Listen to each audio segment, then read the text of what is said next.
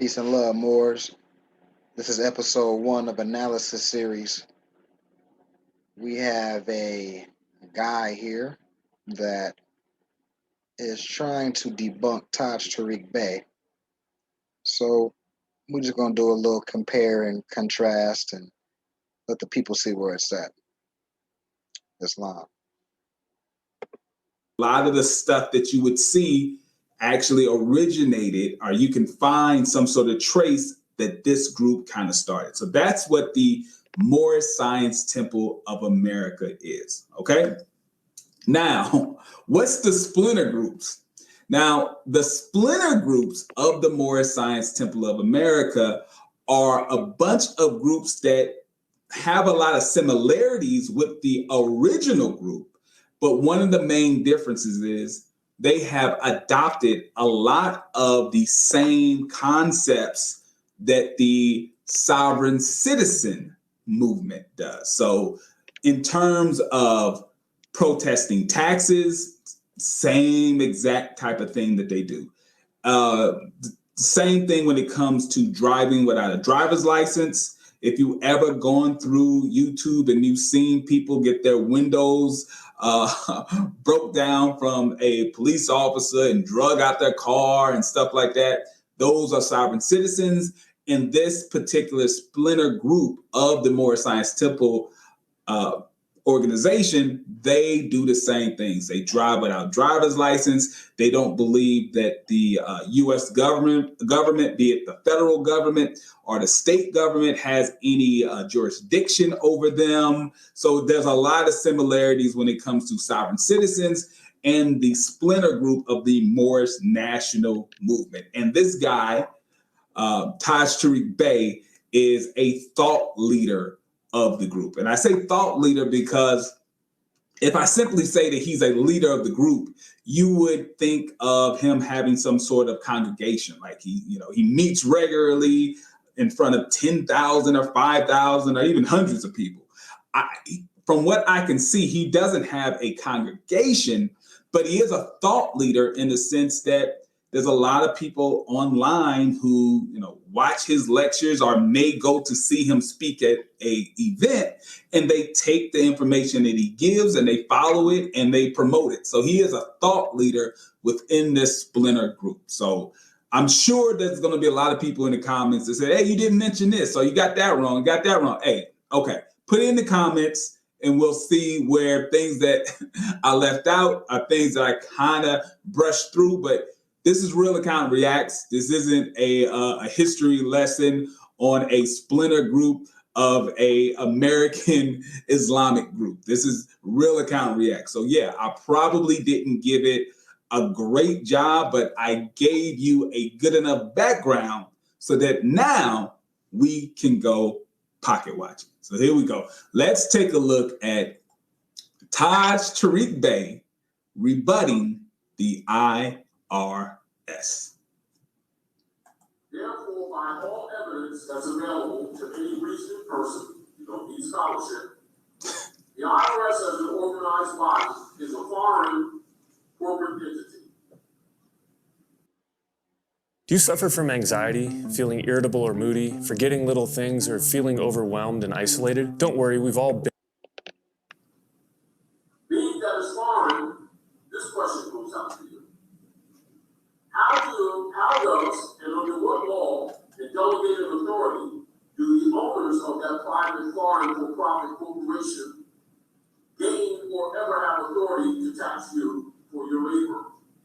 All right, so right off the start of the video, clearly he has a misunderstanding of what the IRS is and how it works. So one, the IRS is a division of the U.S. Treasury Department. The U.S. Treasury Department is a department or is an agency that's under the authority of the executive branch of the government. So if we go back to elementary school civics class, you know that there are three branches of government. There is the executive branch, which is headed up by the U.S. president.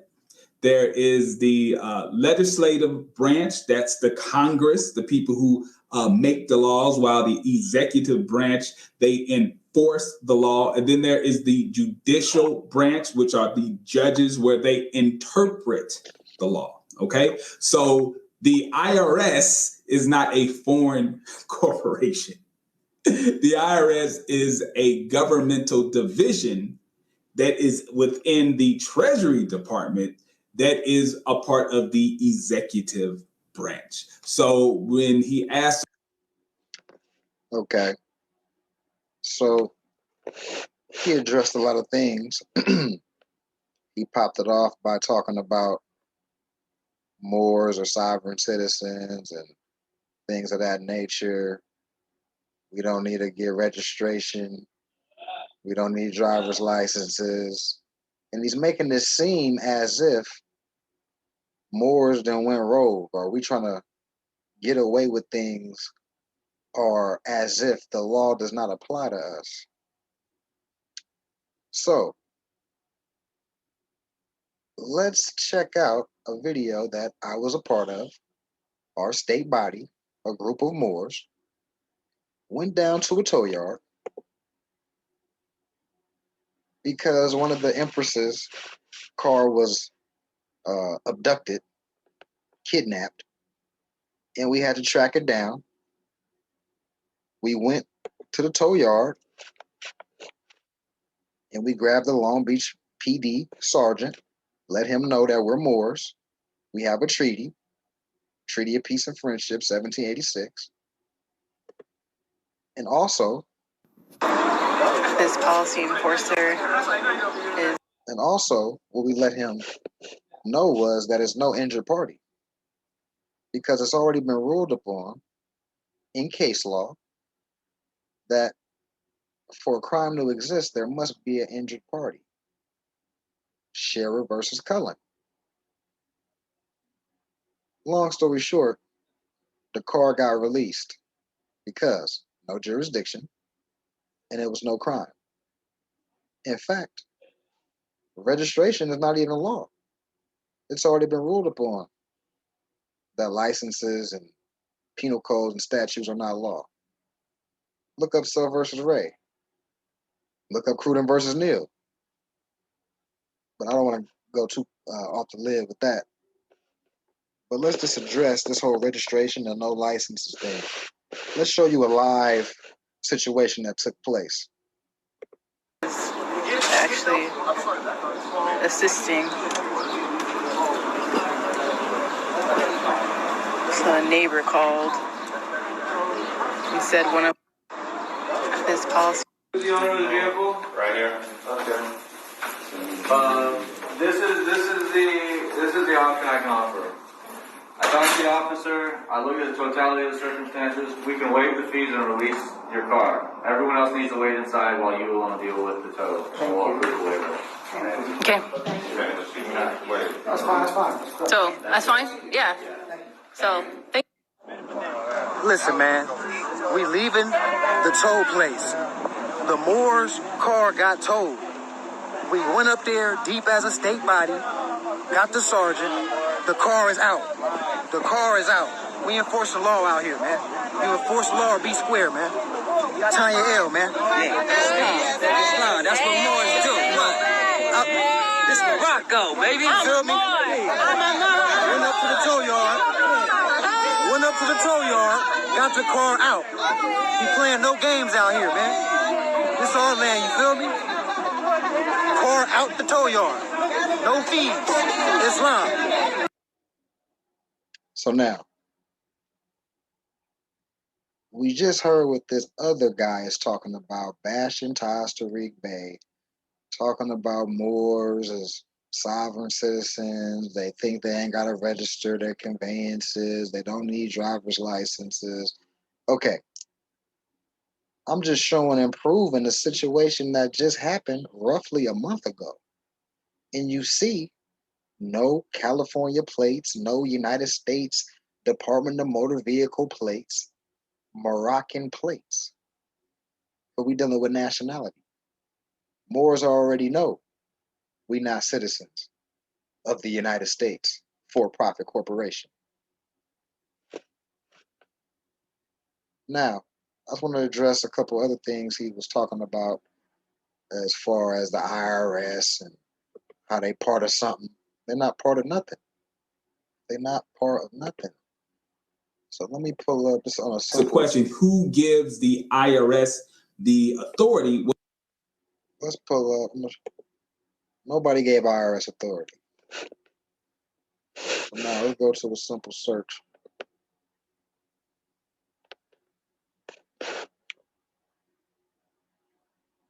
Let's go to Article 1, Section 8 of the Constitution. Since he's clearly a little foggy.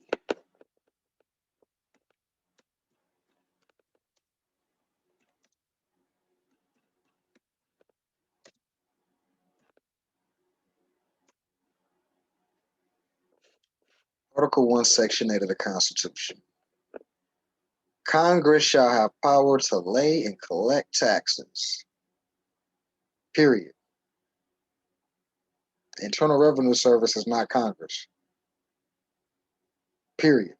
Nothing to talk about.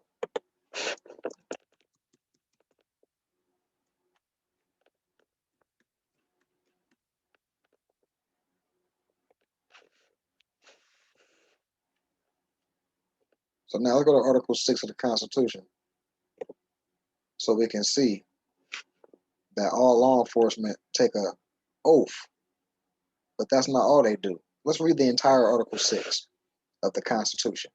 All debts contracted and engagements entered into before the adoption of this Constitution shall be as valid against the United States under this Constitution as under the Confederation. Articles of Confederation, by the way. This Constitution and the laws of the United States which shall be made in pursuance thereof, and all treaties made or which shall be made under the authority of the United States shall be the supreme law of the land, and the judges in every state shall be bound thereby. Anything in the Constitution or laws of any state to the contrary, which means to the opposite, notwithstanding, it don't even matter.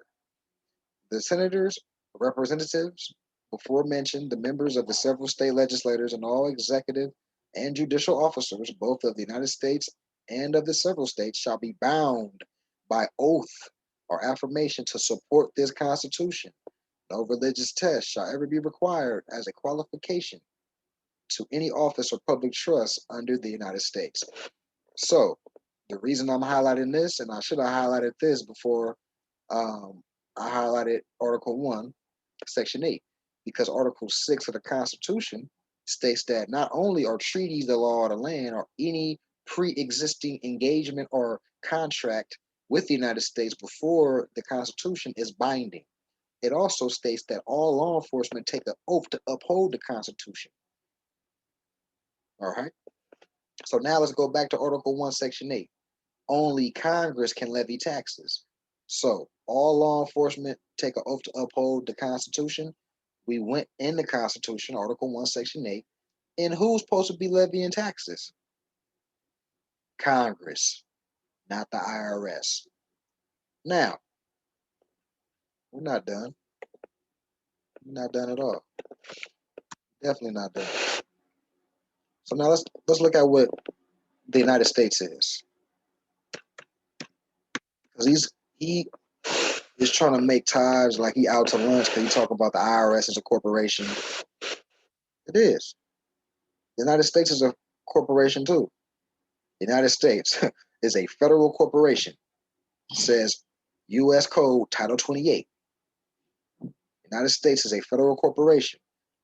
Now let's go to let's go to another listing of that of Title 28. So I don't think I'm making stuff up. Or I found that one by accident or something. So once again, Title 28, United States Codes, Section 3002. And as we scroll down to 15, subsection A, United States means a federal corporation, right? Not a national government, a federal government or corporation. We all know federal means contract. So they're here just to contract. So if I don't contract with this corporation, then I'm not subject. Now, since we got understood that the United States is a federal corporation, I'm not making this up, Ty's not making that up, right? Now let's go to obligations of the United States. And let's see what some of these obligations are. Obligations of the United States. Now we just seen that the United States is a federal corporation, not because I'm saying it. We're looking at law right now. United States codes. This is an A law. This is an A law. United States people. 18 United States Code, Section 8, obligation or other security of the United States. So right now we're going to focus on obligation. The term obligation or other security of the United States includes all bonds, certificates of indebtedness, national bank currency, Federal Reserve notes. That's that green stuff in your pocket, correct? Correct. Is this what IRS is asking you for at the end of the fiscal year? Tax season? They're asking you for this, right? Okay. Well, that's the obligation of the United States. It has nothing to do with the natural people of the land or people in their national capacity, Moors who were here before the United States, right? We're not U.S. citizens. And even if you did think you was a U.S. citizen, we just established that the United States is a federal corporation. So the obligations are on that corporation, board of director, CEO, etc. Now that we established what one of those obligations are, let's go to obligations of the United States shall not be taxed.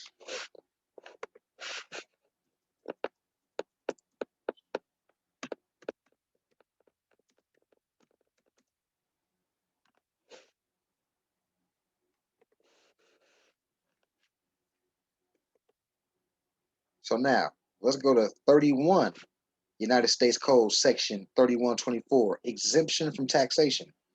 Let's read. Stocks and obligations of the United States government are exempt from taxation by a state or a political subdivision of a state. The exemption applies to each form of taxation that require the obligation, the interest on the obligation, or both to be considered in computing the tax. Now, we just established what one of those obligations of the United States are, correct? Federal Reserve notes. So we can just read this sentence now that we already established that. Stocks and Federal Reserve notes are exempt from taxation. Get the point? So if IRS is asking you for Federal Reserve notes, you can simply write them an affidavit and let them know. Pursuant to 31 U.S.C. Section 3124, obligations of the United States are exempt from taxation. Simple as that. What else this guy was talking about? He's talking about we sovereign citizens. That's an oxymoron.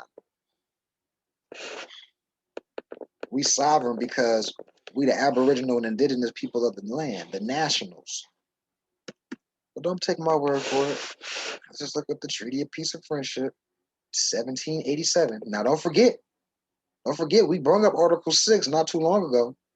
And you read in the Constitution, not only do law enforcement take an oath to uphold the Constitution, but also treaties are the law of the land. Any prior engagement contract is the law of the land. So let's look at one of the treaties, since we know treaties are the law of the land. 1787, 2 years before the Constitution, Article 6, once again, Article 6, any prior engagements, contracts before the adoption of the Constitution is the law of the land. Treaties are the supreme law of the land. This was 2 years before the Constitution, so this is a binding contract. You get the point? So now, let's read this.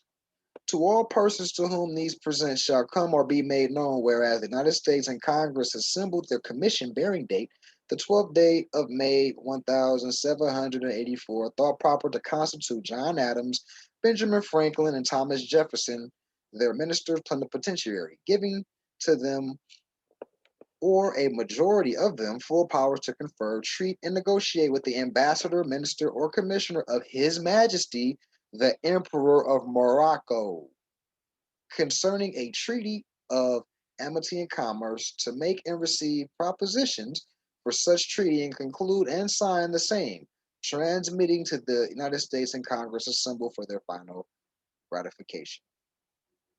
And as you can see all through here, I'm not going to read the whole thing, but John Adams, Thomas Jefferson, right? Benjamin Franklin, all through this document, the founding fathers, right? But never mind that. Interesting. Okay. Article 6.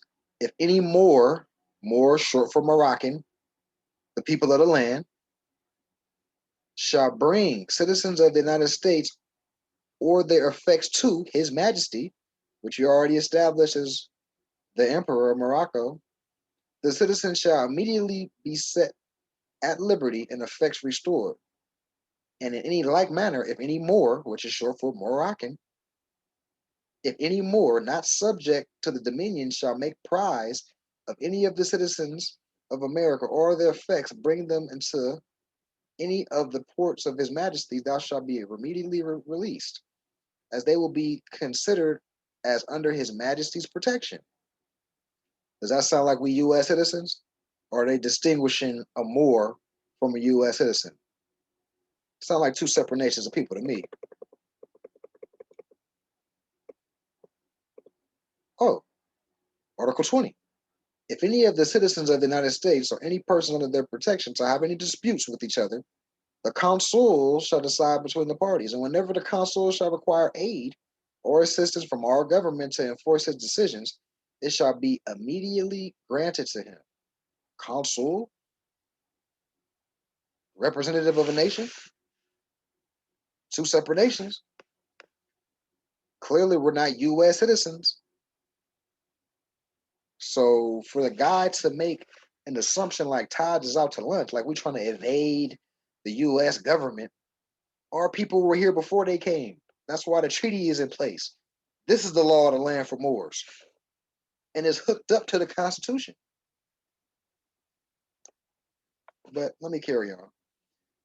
If any citizen of the United States shall kill or wound a Moor, or on the contrary, if a Moor, short for Moroccan, shall kill or wound a citizen of the United States, the law of the country shall take place, and equal justice shall be rendered. The consul assisting at the trial, and if any delinquent shall make his escape, the consul shall not be answerable for him in any matter whatsoever.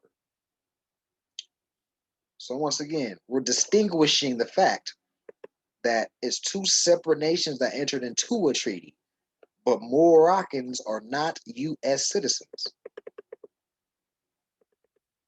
And for all the people that think, oh, Morocco is over there, North Africa, no. That got created in 1956. We're talking about a treaty of 1787 on this land. And if you don't think we're talking about this land, let's read Article 16. In case of war between the parties, the prisoners are not to be made slaves, but to be exchanged one for another, captain for captain, officer for officer, and one private man for another. And if there shall prove a deficiency on each side, I should be made up of the payment of 100 Mexican dollars for each person wanting. So if we're talking about Africa, North Africa, and all that, why are they talking about Mexican dollars? Clearly, this is Morocco.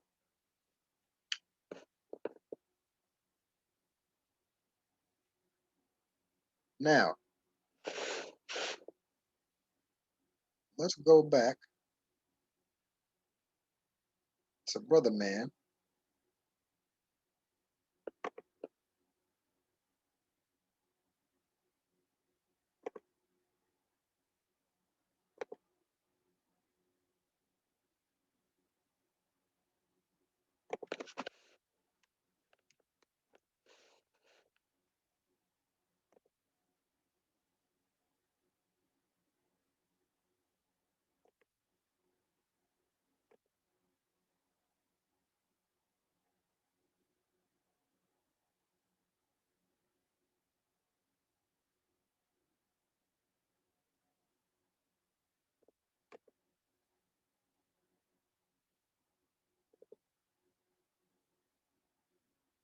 Well, Congress gives the IRS the authority.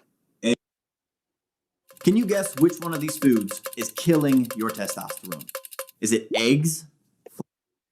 And the IRS isn't really the So it didn't say nothing about the IRS in the Constitution. We just showed that. And he's not showing anything to the contrary. one that is making the laws. Remember, we talked about the three different branches. Congress makes laws. That's what Congress does. Congress makes the law. The executive branch enforces the law. So the IRS is simply enforcing the tax laws that Congress passes. I mean, that's basic civics, you know. So if we just read that Federal Reserve notes are obligations of the United States, and then we further read that Federal Reserve notes shall not be taxed, or they're exempt from taxation because of that fact that they're obligations of the United States. What is he talking about? We just showed you some law. He running his mouth. Stuff that I learned when I was in the 3rd through 6th grade. So I'm not sure what school Taj went to, but that's pretty basic. Oh, and I wouldn't even finish. I forgot to bring up the fact that he brought up Moors don't need licenses and all that. Okay. He's saying that Moors are sovereign citizens and we don't got to obey the law. We don't need to register. I just showed you we got the car out with Moorish plates. So we don't need to register nothing. The lieutenant already, you saw the lieutenant. I can't make this stuff up. Now let's address this license issue.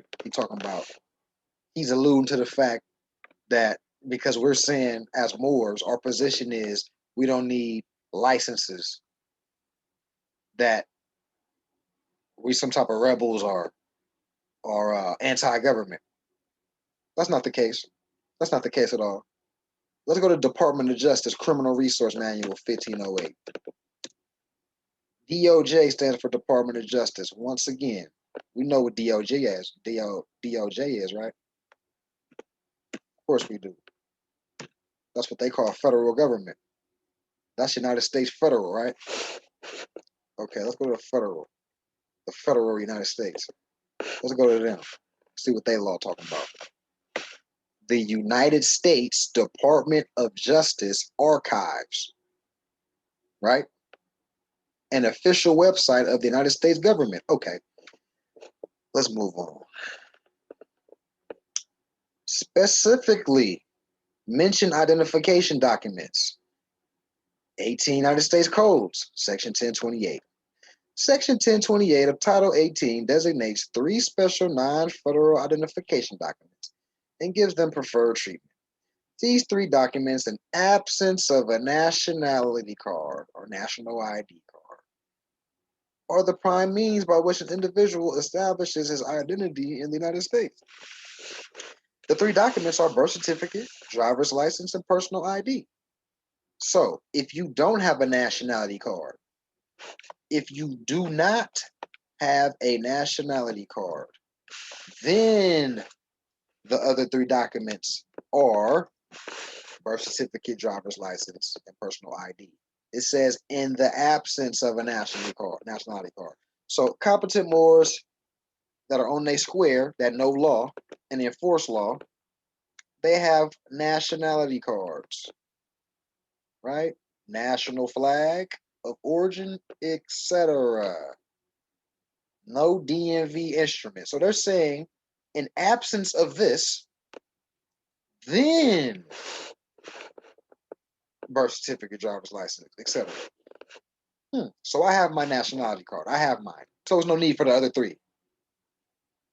A baby can digest this. This ain't hard. It even goes in depth. Birth certificate is not defined in 18 USC 1028 since it is self-explanatory. Right? This document is issued by different agencies in different states and foreign countries. Nevertheless, it represents the official government statement by powerful government agents that a person having such a name was born on a particular date in a particular place of a specific parentage. Yada yada. Obviously, a birth certificate is not intended to actually identify the person who claims such a document pertains to him. Nevertheless, the birth certificate has become commonly accepted as identification. Commonly accepted. And it's doing like this. I'm not just doing this. The law doing that. DOJ doing that. Commonly accepted. Let's go to driver's license.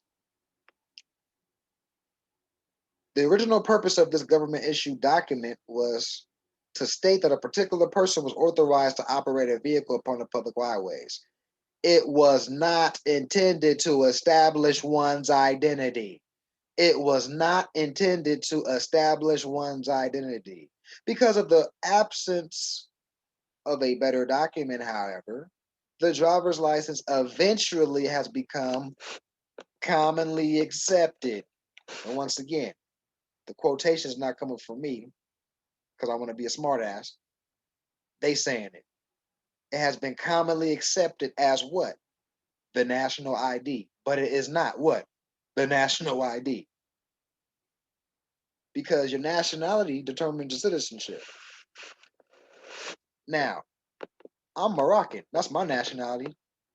So how can you be a Californian or a Nevadian? Huh? Or Oregonan? That's not a nationality. Oh, what's your nationality? I'm a Californian.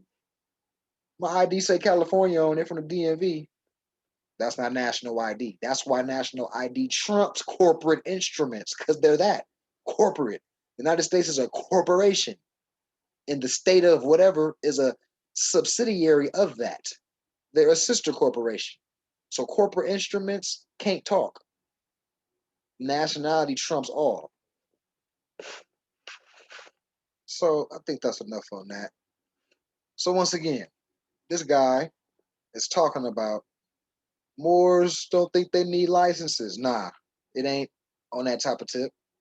It's true, we don't think, but it's not on a tip like we out to lunch. We just read to you the law. Once again, a baby will pick this up. You know what I mean?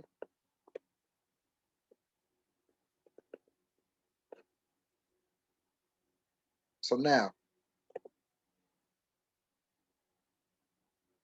I would love for this guy to reach out to me and yeah, just have a conversation, man. It ain't really about any malice or anything like that. It's just the fact that if you're gonna come with some statements trying to bash some people, and mind you, this guy is a tax consultant. This guy is an accountant. You know what I mean? He talking about hire him, put him on retainer. For what? What would I do that for? Why would I do such a thing? But I do want this dude to come on. And matter of fact, I'm gonna post this and invite him to have a little dialogue with me because this is really absurd. You know, and I get it. Like people that don't know this information, they gonna come to a guy like this, eat this up. Check this guy. Let's check this guy out.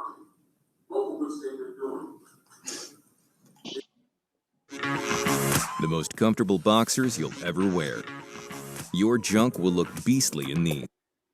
Including confiscated and extorted from you.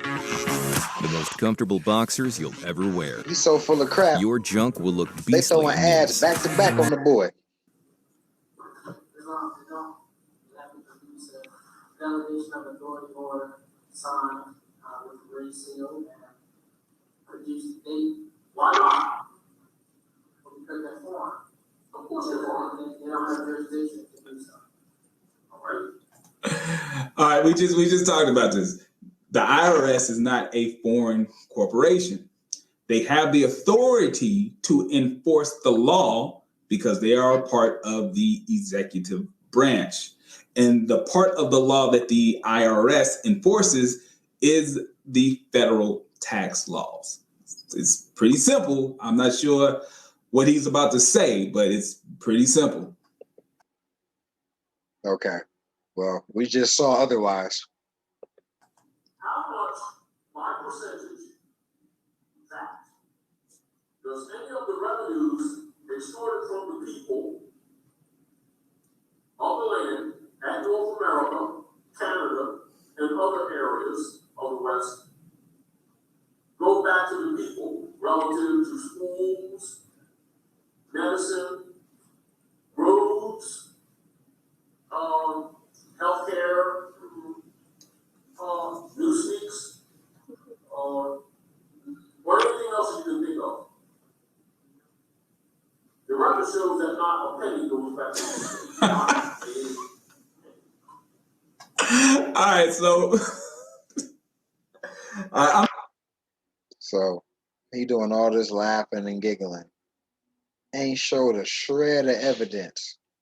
A shred. A shred. You know what I mean? And one more thing. Since he talking about we're trying to avoid some laws. We not black, Negro, color for one. I'm pretty sure that's what he is.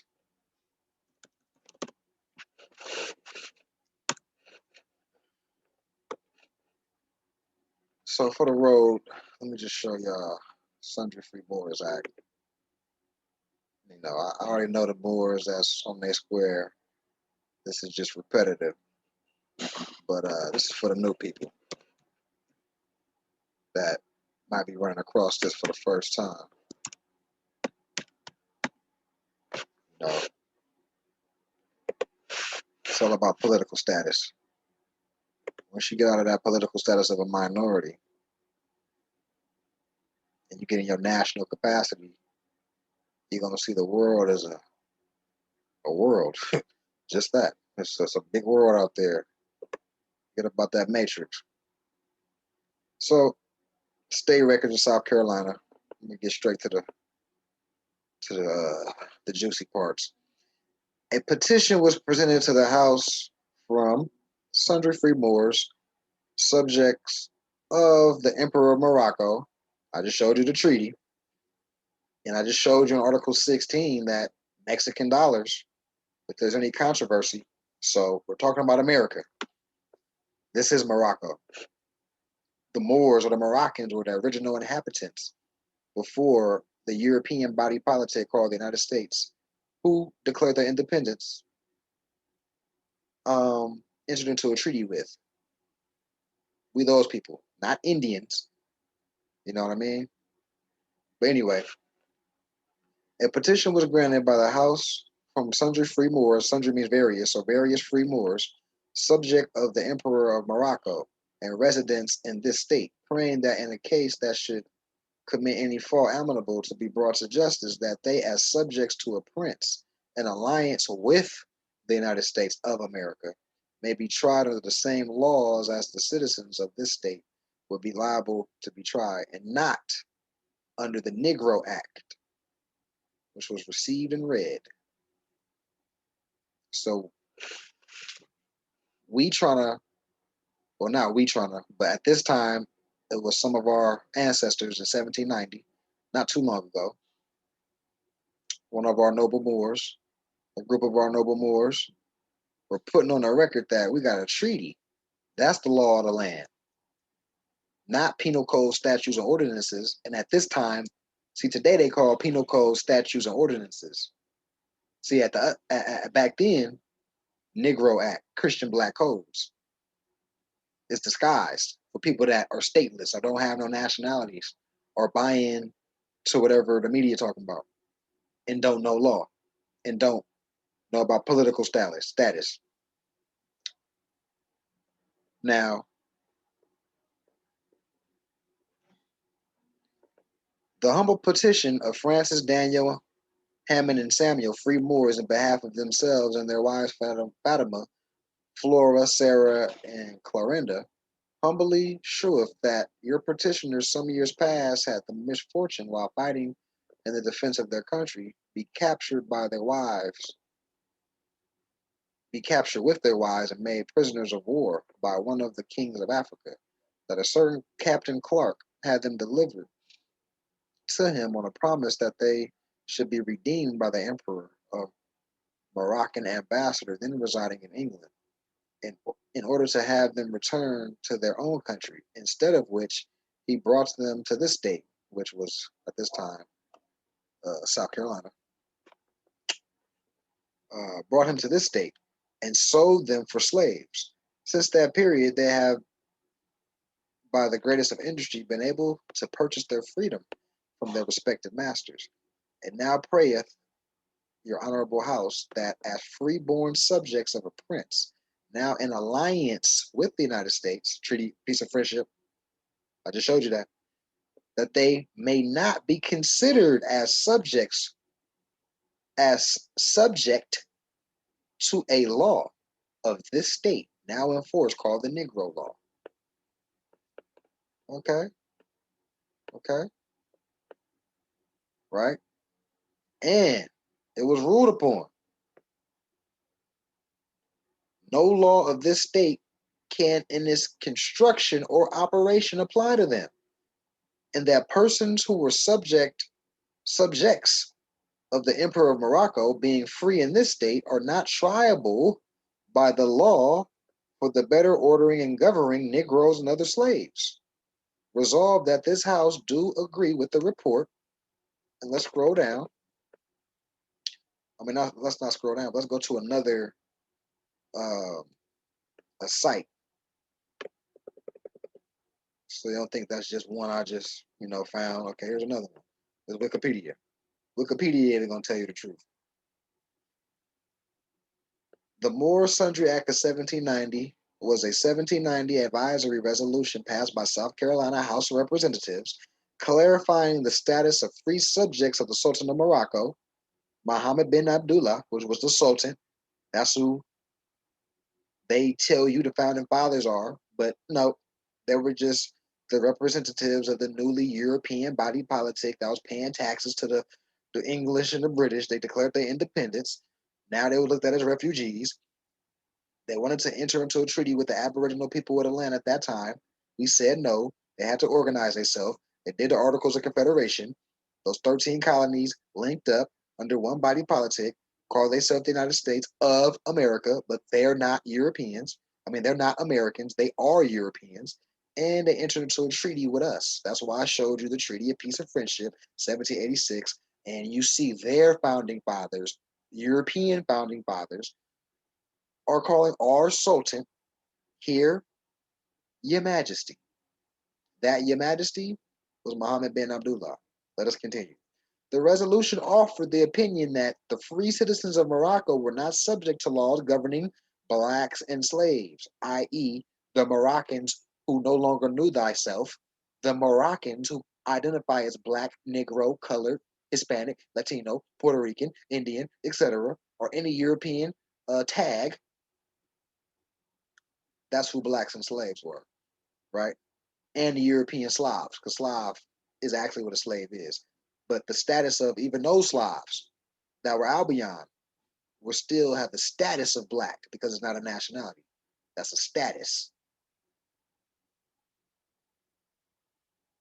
So let's go down. On January 20th, 1790, a petition was presented to the South Carolina House of Representatives from a group of 4 individuals who were subject to the Moroccan emperor and residents of the state. They desired that if they happened to commit a fault amenable to be brought to justice, that as subjects to a prince allied with the United States through the Moroccan-American Treaty of Friendship, Moroccan-American, but Wikipedia, we read the actual document. It's a treaty between Morocco and the United States. They're not Americans. So they trying to like, blur it over a little bit, but we know where it's at. They will be tried as citizens instead of under the Negro Acts. Okay? So now, when we talk about Negro laws and black and minority, all this stuff have nothing to do with nationalities. These are chattel, ward of the state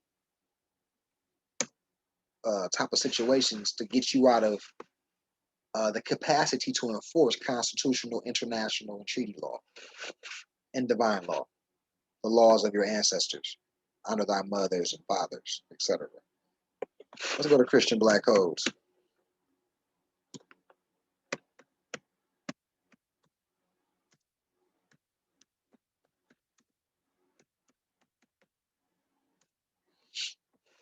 Christian Black code.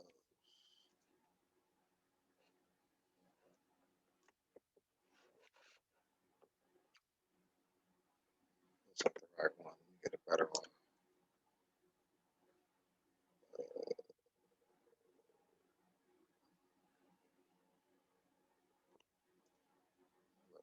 Yeah.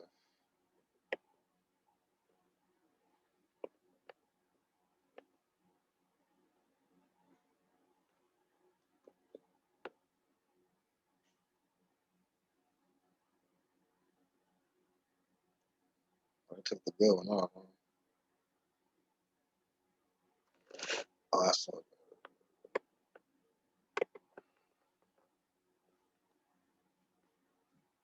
wow. I took the good one off. They still got it on here. Take some of these pop-ups off. Okay. Christian Black Code 1774. Decrees the expulsion of Jews from the colony. So they already know we're the Jews or the enlightened ones, right? Makes it imperative on masters to impart religious instructions on their slaves. Article 3. Permits exercise of the Roman Catholic Creed only. Every other mode of worship is prohibited. Right? So they was forcing that on our people, so our people will eventually forget their nationality, forget they're Moroccan, forget about the treaties, forget about what their ancestors set up, forget that we're the pyramid builders in America, forget that we're the Olmecs. You know what I mean? Forget that them stone heads on the Olmecs is wearing fezzes.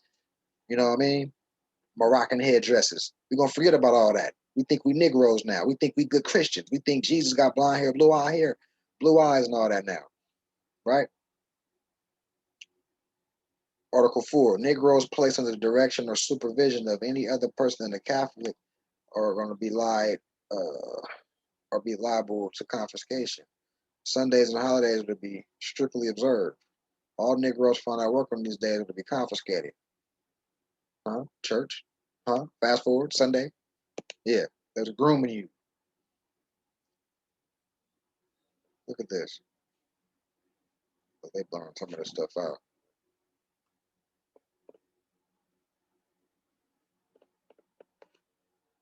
I want to go to the full one. But as you see our people were saying, we're not subject to that, the laws governing blacks and slaves. Because you can see why. That's servitude. They're really trying to hide all this. There we go. This is a good one. Okay. So we back on Christian Black codes. Look at this. Article 12. We forbid slaves to carry offensive weapons or heavy sticks under the penalty of being whipped and of having said weapons confiscated for the benefit of the person seizing the same. An exception is made in favor for those slaves who are sent hunting or shoot for their masters and who carry with them written permission to that effect. License means permission, right? Or are designated by some known badge. So let's put this in context. We just established Sundry Free Moors Act that Moors are not subject to laws governing blacks and slaves. We bring up in a more in-depth analysis that Christian black codes are one of those Negro laws. When we look, we see that slaves are forbidden to have offensive weapons. And if they are going to have a weapon, they need to have basically a pass from their master or have a badge. Now, today, right, are people that lost the fact of knowing who they are. They think they black, Negro, color. They got Roman Catholic ideologies, either Christian, etc., or Muslim in the sense like Sunni Shiite or Nation of Islam, which is still not done with nationality and birthrights. It's still under the black tag, black Muslim, black Christian, whatever. Now, you need a license to have what? A gun, right? That's what they say. That's Christian black codes. Now, the reason I'm highlighting it like this is because people need to wake up. You know what I mean? If you compare this with the Second Amendment, for example, for example, let's bring up the Second Amendment and compare that with the Christian black codes, and you'll see something's drastically off.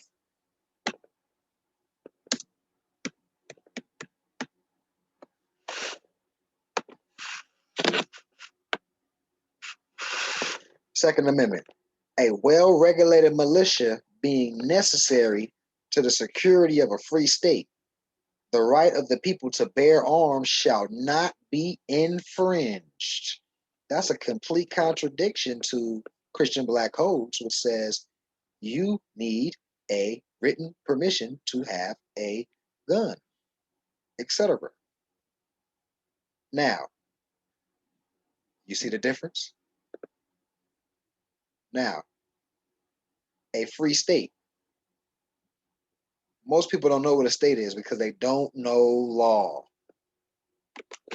So since we're talking law, let's go to a law dictionary.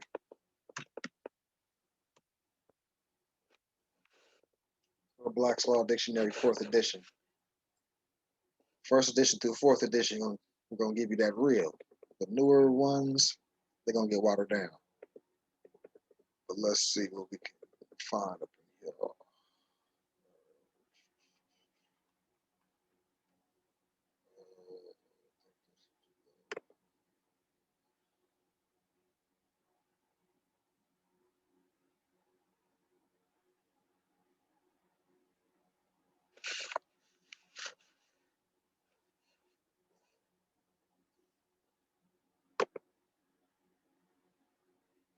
Okay, let's get this.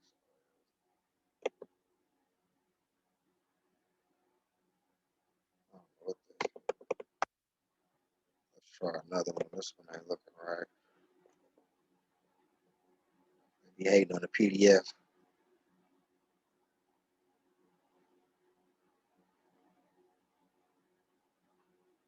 Really hating.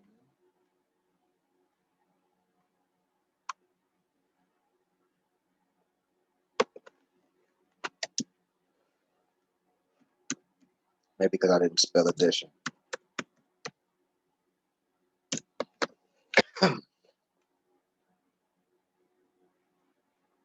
I still hating. See, it used to be. Is this it? Okay.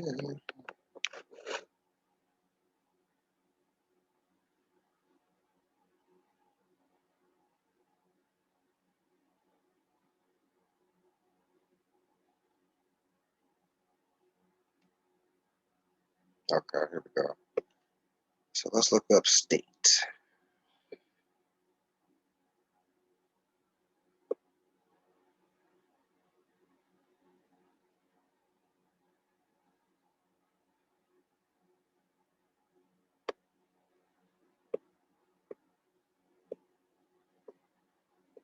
Let's look up state.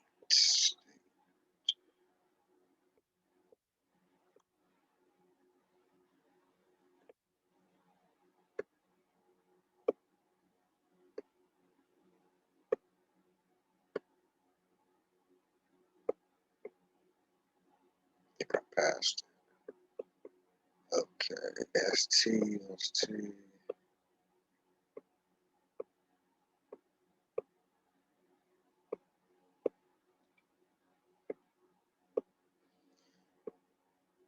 All right. I got a hard copy, by the way. This is just, for the Zoom so people can see where it's at, but it's definitely a little harder to navigate the online one. Getting close. We almost at state. Bear with your boy, man.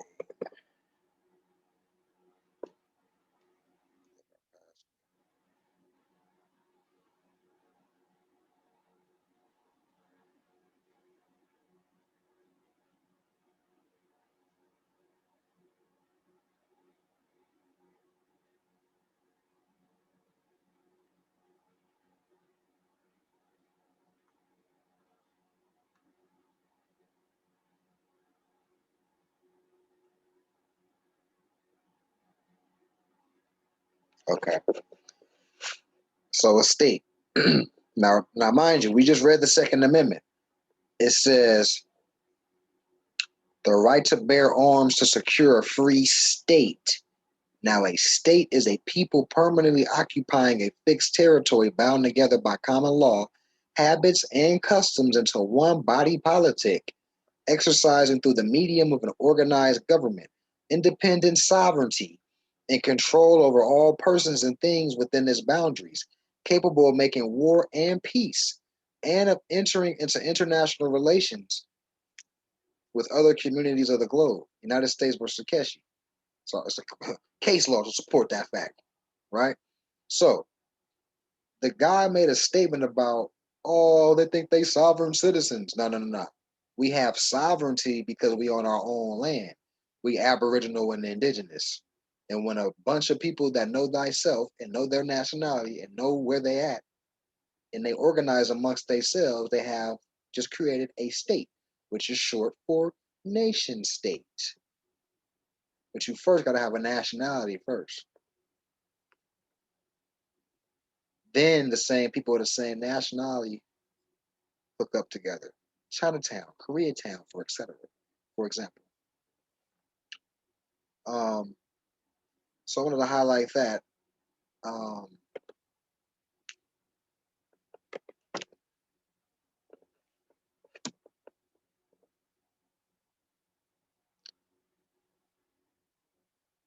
Another thing I wanted to highlight was the fact that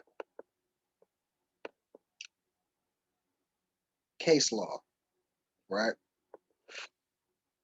Let me see if I can find it. See if I can pull up Sheriff versus Keller.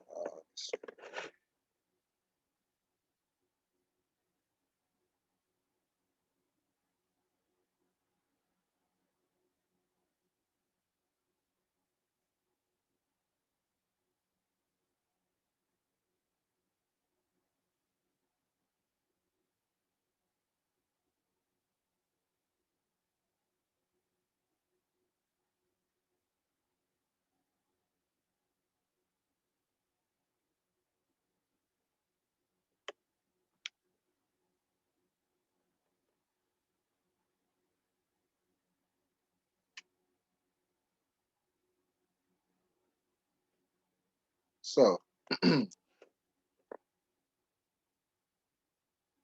for example,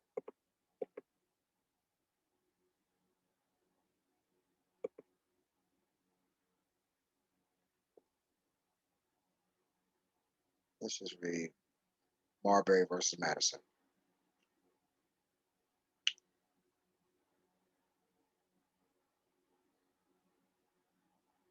So, in this case, it was decided that all law, rules, and practices which are repugnant or opposite to the Constitution are void. Doesn't that make sense? We just read Article 6 earlier. Anything to the contrary, notwithstanding. So that makes sense. Um, since the 14th Amendment of the Constitution states no state jurisdiction shall make or enforce any law that shall abridge the rights or privileges or immunities of the citizens, nor deprive citizens of life, liberty, property without due process. Now, we already know the 14th Amendment was never ratified, so it's not law. But it does talk about due process in case law. So since we're talking about due process, let's look at what due process is. So let's bring up the Fifth Amendment.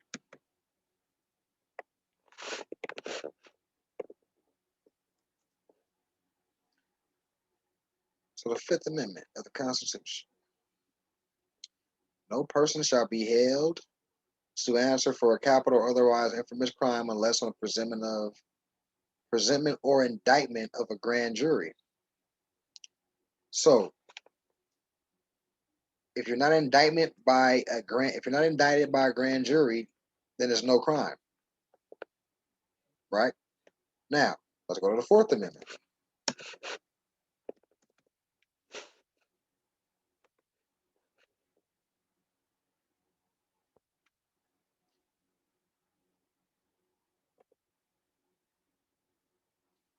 The right of the people to be secure in their persons, houses, papers, and effects against unreasonable searches and seizures shall not be violated, and no warrant shall issue but upon probable cause supported by oath or affirmation. Oath to what? The Constitution, pursuant to Article 6, right? Right. And particularly describing the place to be searched and persons to be seized. So now put the Fourth and Fifth Amendment together. There you have due process. You must be indicted by a grand jury, right? Right? For a crime to exist, must be an indictment, right? Warrant upon probable cause. Warrant upon probable cause, right? But not only a warrant, what's that warrant got to be attached to or supported by? An oath or affirmation. Anything short of that is not a warrant. So, if you bring something like this up to a guy like this person that's trying to bash Charles Tariq Bey, he's not going to go through the law. He's just going to make blanket statements. You know, he got 20,000 plus followers or whatever, so he might even be an agent to try to have our people's minds not dive into nationality, not dive into birthrights, inheritance. You know what I'm saying? Common law, trust law, international law, divine law. He wants you to be a minority. That's what he wants you to be. He wants you to be a minority. He don't want you in your national capacity.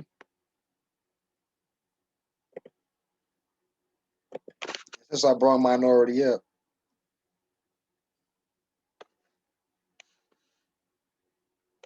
let's look up what minority means, and we'll close out on that.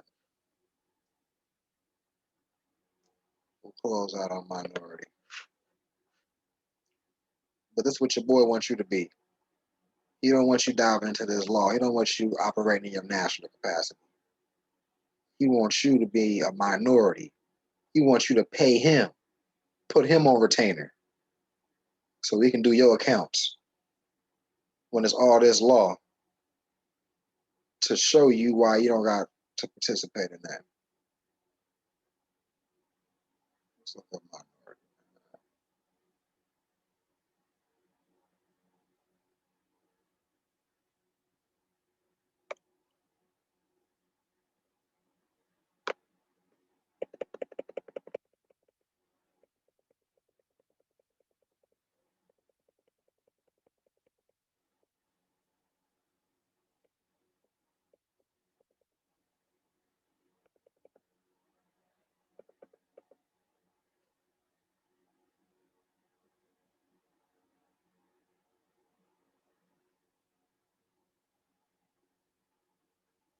Minority, the state or condition of a minor, infancy.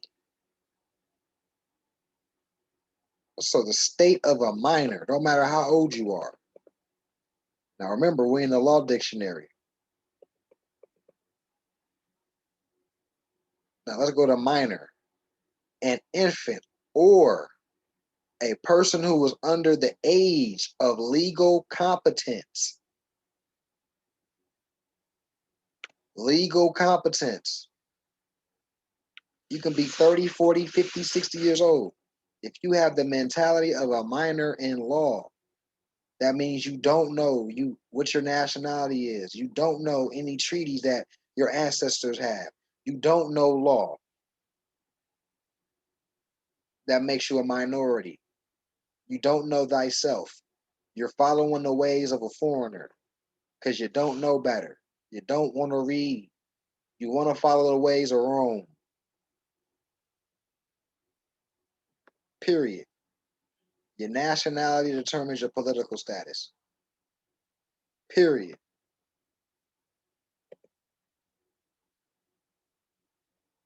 Check out fundamentals of this Khalifa Society page, and I'll go more in depth on that. That wasn't the purpose in this video to go in depth on all that. But I do go in depth on minority, nationality, and I tie it all together. I recommend the video Fundamentals on the Khalifa Society page. But yeah, I think I'm gonna wrap it up. This has been season 1 or episode 1 of Analysis Series. Hopefully, people can use their mind and rationale and even further research.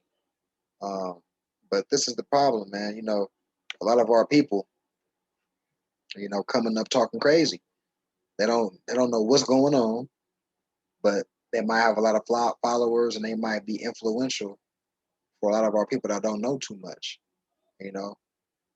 But peace and love to all. Hopefully this has been informative.